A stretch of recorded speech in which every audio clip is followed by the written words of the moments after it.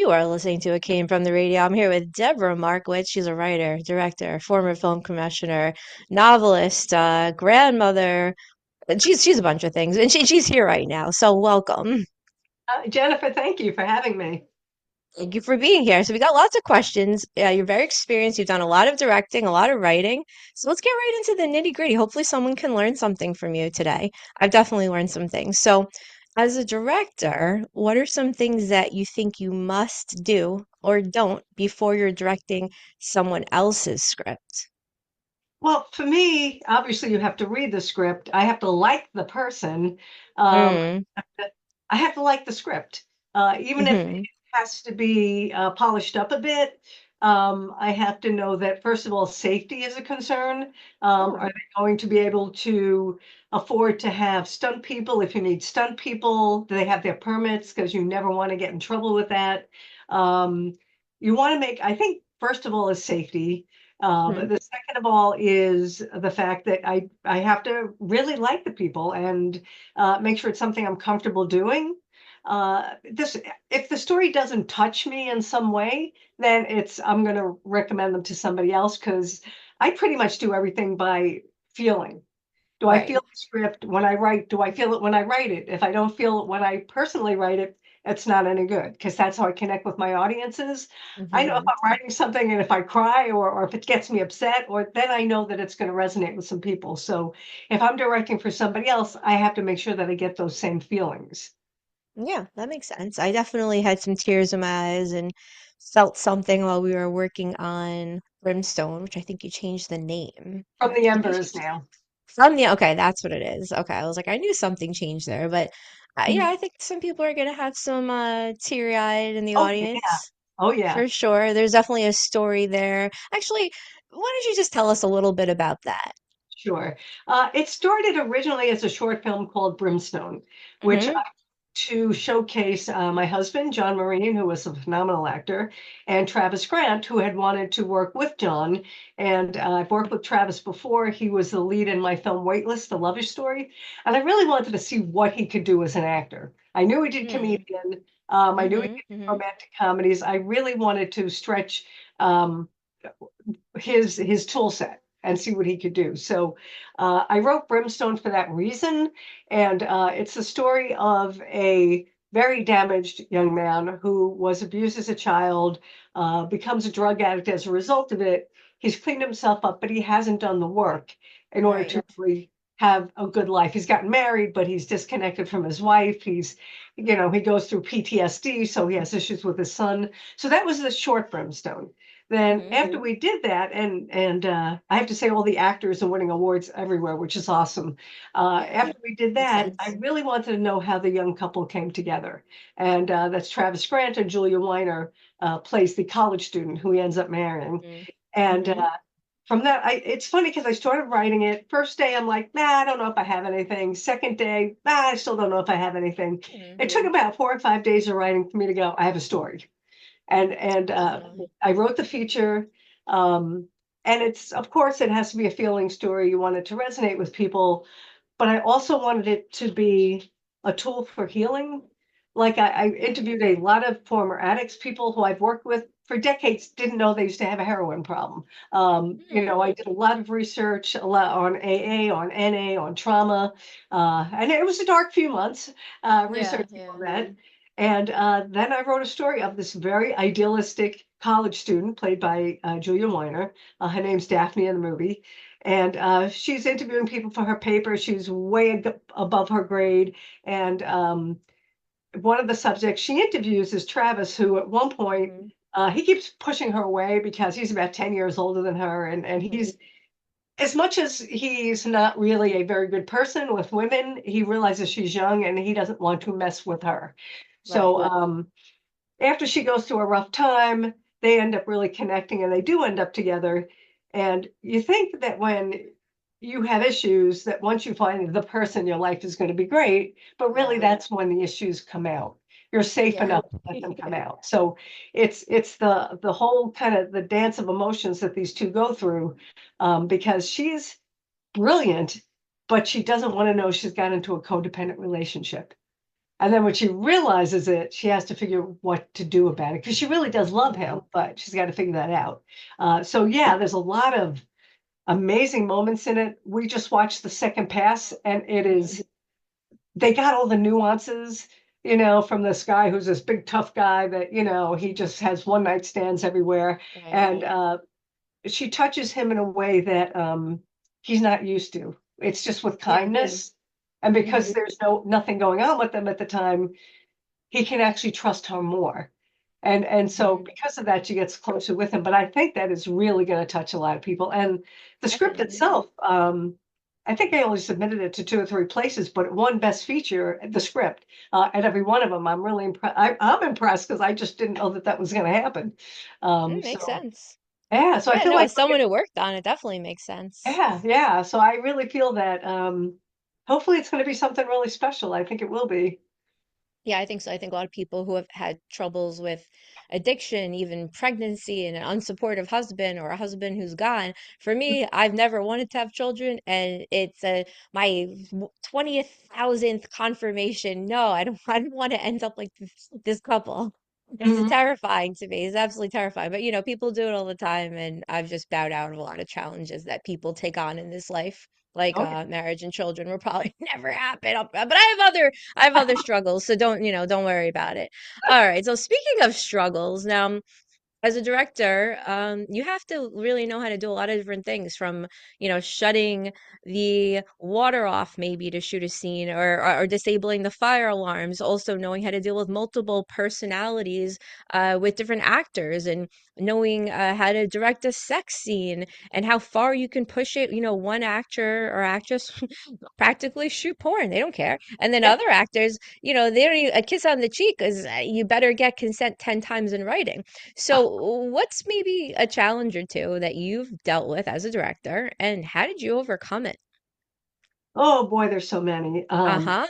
And up until I think this past September, we literally had worked almost 14 straight months on 2 features, like Mhm. 5 different shorts, a pilot, our own projects and projects people had hired us for. And it seemed that one right after the other had a new challenge that I'd never worked on before. One, I had to direct an actress who had Down syndrome, and I had to learn how to work with her. So I met her the day before we shot. First, we had a couple of meetings by Zoom, and then I met her the day before at the location, and she immediately started to cry.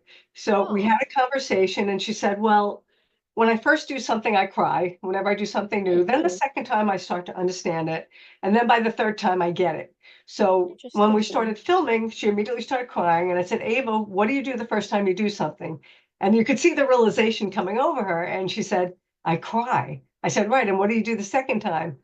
"I start to get it." And then by the time we had that conversation, she was great. And I Ah, also knew that when she got really stressed or tired, have sugar ready for her because that's what she loves. interesting. So I made sure that there was always snacks on the side that it's like, she had that available.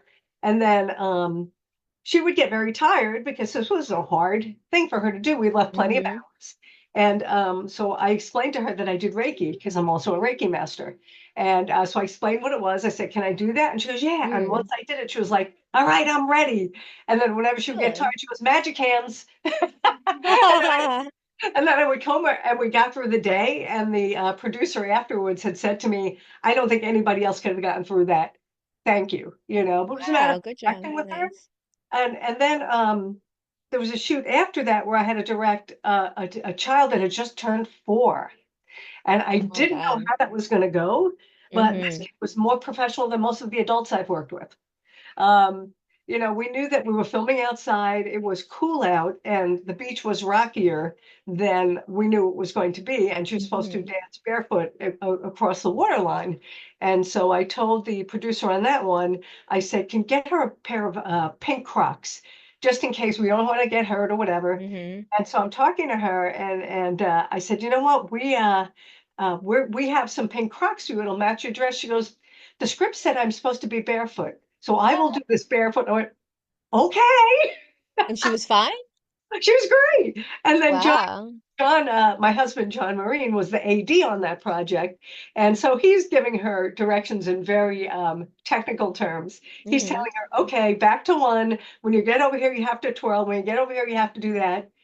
She did everything perfectly. She was Wow. not at a step. She was a phenomenal actress. I just couldn't believe it. This kid is just such a natural. So the first time I dealt with that, and then I had to deal with on the same film, we were getting ready to film, and we were supposed to have a very realistic looking baby doll. And Ooh. we're having our last Zoom meeting before we film. And then the writer and producer said, "Oh, by the way, I found a real baby." And all of us were like, "What?" It's like, you What? kind of have to tell us this. This is like an infant. So Yeah. immediately had to sit down and figure out the different ways we could film this. If the child came and was cranky, we'd have to move this up. And if the child came, so we had to have alternate sets of filming instructions depending on how great the kid was.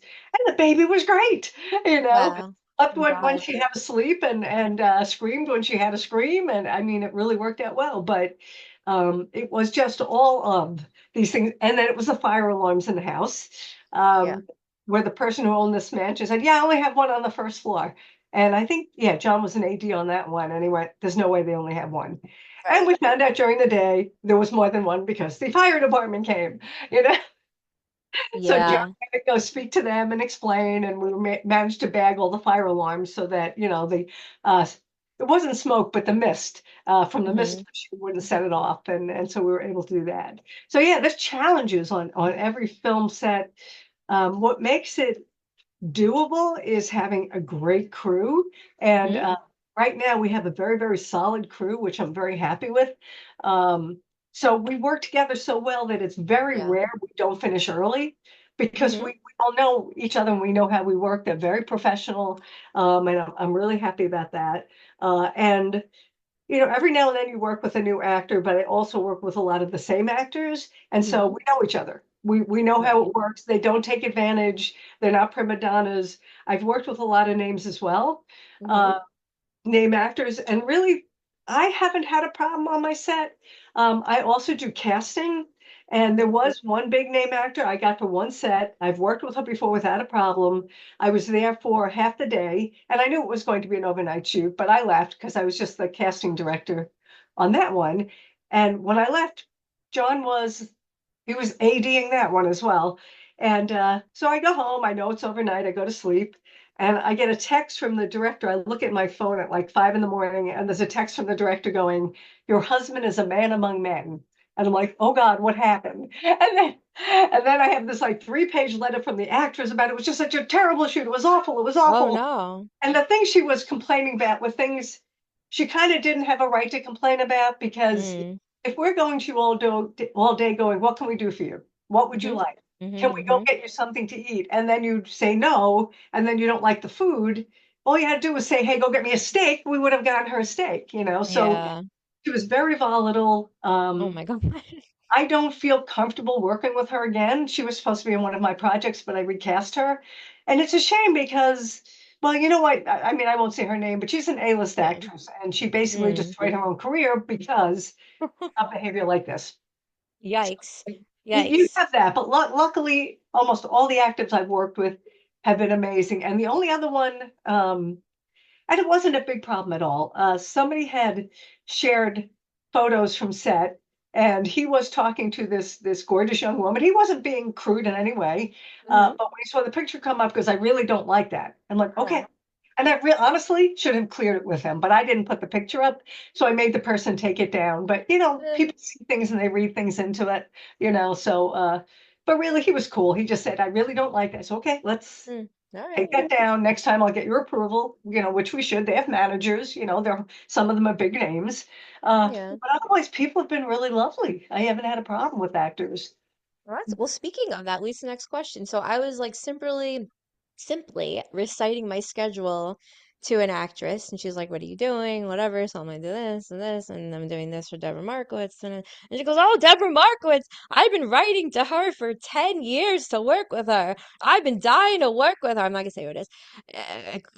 Clearly, you haven't worked with her. And she was like, "What? How did you do? How did you do that?" I'm like, "Okay." So, what do you look for when it comes to working with an actress? Because you clearly didn't want to work with this person, or you didn't get her emails. I don't know. And either way, I'm not going back to this one. Yeah.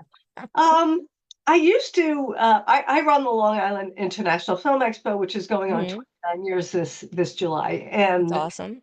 what I used to do, haven't watched films now in at least 5 years, probably longer Hmm. because I don't have time. But when Hmm. I would watch these movies, if an actor caught my eye, I would put him on my wish list. And then I Oh. would go, when I do a project, and who's that actor I really liked? And I'll look at that and I'll call them because I know they can act. I've seen them. I will Hmm. oftentimes call the director of that project and go, how are they on set? Are they going to be Right. a problem? Are they going to be, because that Yeah, matters, you want people to definitely. get along. Oh yeah.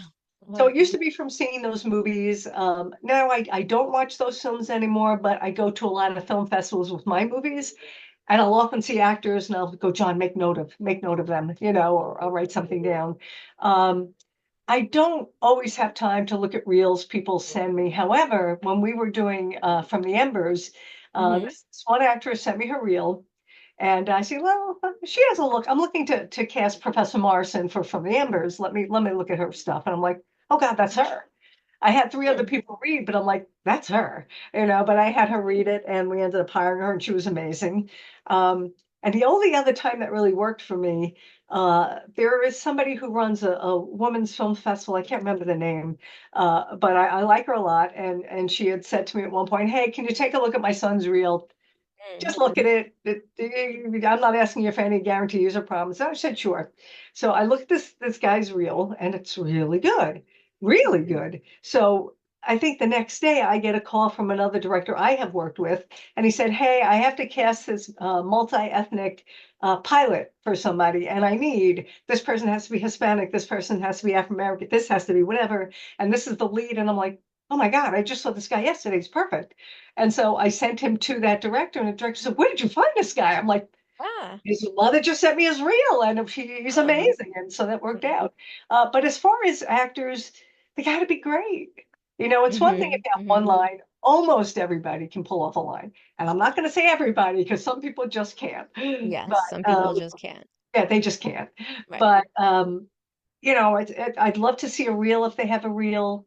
When I Hmm. hired Julia Weiner, I hired her first for waitlist. I needed a very, very pretty young blonde to I play. loved her character. Yeah, Yes, I yeah. told her And after the film that she was one of my favorite characters in Waitlist. so I didn't have she didn't have a reel, but what she had was some monologues she taped, and I'm like, hey, she can Okay. do this. There's only a few lines. I think she's actually got some good creds here.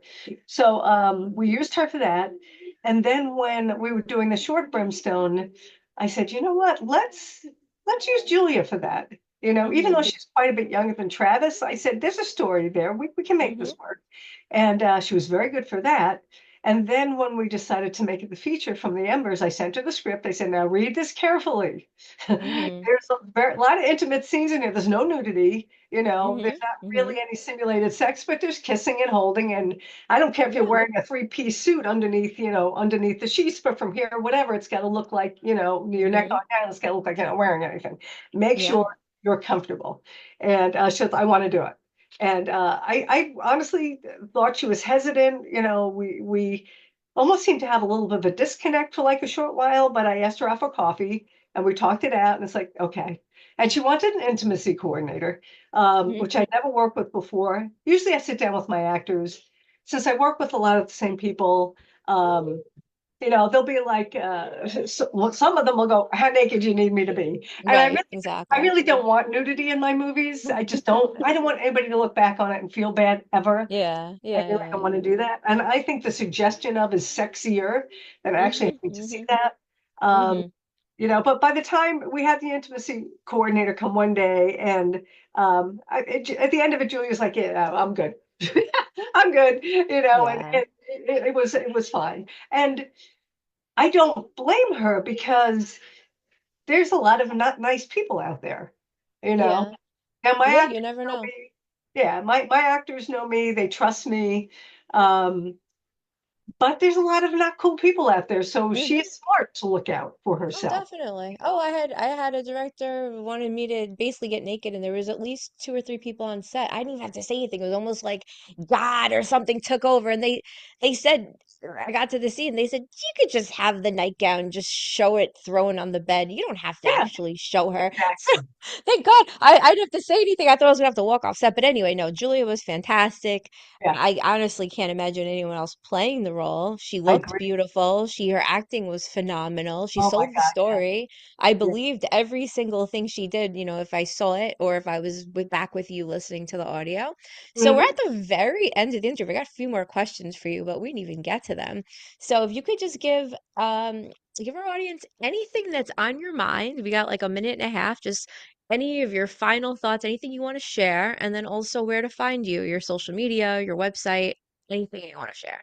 Okay, well, they can look at my terribly out of date website, which I have to update in the next week, but it's called intentionfilmsandmedia.com, intentionfilmsandmedia.com, or they can follow me on Instagram at Debra Markowitz Film, DebraMarkowitz film.